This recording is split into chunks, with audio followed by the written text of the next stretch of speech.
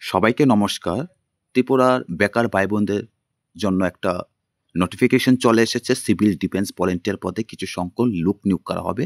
ছেলে মেয়ে উভয় তারা এই ইন্টারভিউর মাধ্যমে সিলেকশন তারা হতে পারবে।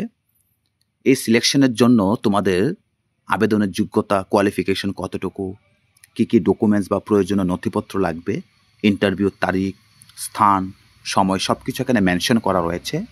আশা করি তোমরা এই ফর্মের মাধ্যমে তোমাদের সমস্ত কিছু ডাউট, তোমাদের ইন্টারভিউ প্রসেসিং তোমরা দেখে নিতে পারবে।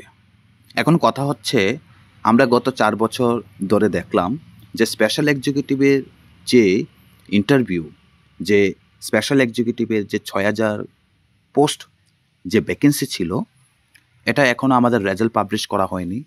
আমাদের মাননীয় মুখ্যমন্ত্রী স্যার বলেছিল যে কিছুদিনের মধ্যে, আগামী কিছুদিনের আমরা সব কিছু, আমরা স্কুটিনি চলছে, আমরা রেজাল্ট পাবলিশ করে দেব। এই রেজাল্ট পাবলিশ হতে হতে আজকে 4 বছর অতিক্রান্ত হয়েছে, এখনও রেজাল্ট পাবলিশ করা হয়নি।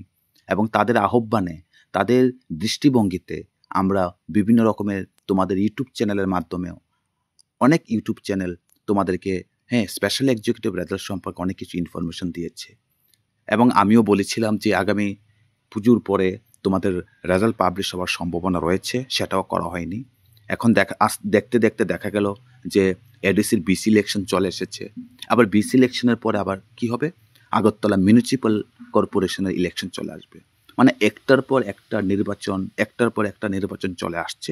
কিন্তু আমাদের মাননীয় মুখ্যমন্ত্রী স্যার যে স্পেশাল এক্সিকিউটিভের যে ভ্যাকেন্সিটা রয়েছে, সেটা কিন্তু এখনও পূরণ করা হয়নি। আমি শুধু এটুকুই বলবো যে মাননীয় মুখ্যমন্ত্রী স্যার মহোদয়কে, যে আমাদের যে সমস্ত ভ্যাকেন্সি আপনারা বের করছেন, দেখা যাচ্ছে এক একটা ভ্যাকেন্সি আপনারা সেটা সম্পূর্ণভাবে সেটা পূরণ করছেন না।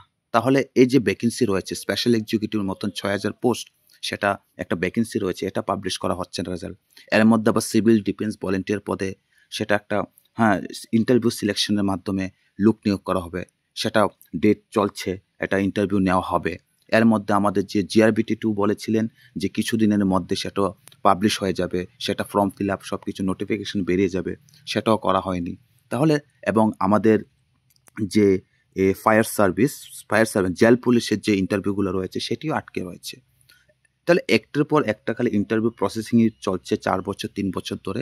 তারপরে কোনো ইন্টারভিউর কোনো হয়ে গেলেও দেখা গেল সেটা রেজাল্ট পাবলিশ হচ্ছে না, বা ইন্টারভিউ না হলেও সেটাকে ঝুলিয়ে রেখেছে অনেক দিন ধরে। তাহলে এইভাবে যদি আমাদের যে প্রত্যেকটা বেকার ভাই বোনদের যদি আমাদের এরকম আকাঙ্ক্ষা যদি থেকে যায়, তাহলে আমরা কোথায় গিয়ে দাঁড়াবো?